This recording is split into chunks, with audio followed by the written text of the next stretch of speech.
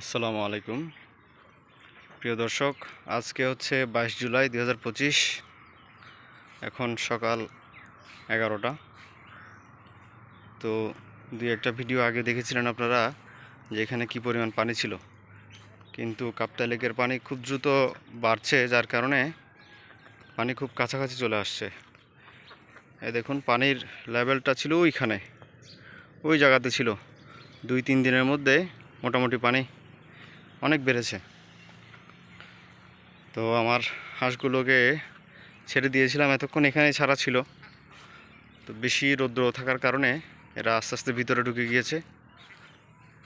তো আসলে পানি বাড়লে হাঁসদের জন্য একটু ক্ষতির কারণ আছে, সেটা হচ্ছে এইখানে তো আসলে টেম্পোরারি রাখা হয়েছে। তো পানি বাড়লে এদেরকে আবার অন্য জায়গায় শিফট করতে হবে। দিনের বেলায় সমস্যা নেই এদের পানির জন্য, কিন্তু রাত্রে তো একটি শুকনো জায়গা লাগে এদের থাকার জন্য। তো ওই জন্য এখন এখানের ভিতরে রাখা হয়, কিন্তু পানি উঠলে রাত্রে এখানে থাকার মতো পরিবেশ থাকবে না, তো হয়তো বা শিফট করতে হবে। এখন পর্যন্ত আলহামদুলিল্লাহ সব কিছু ঠিকঠাক আছে।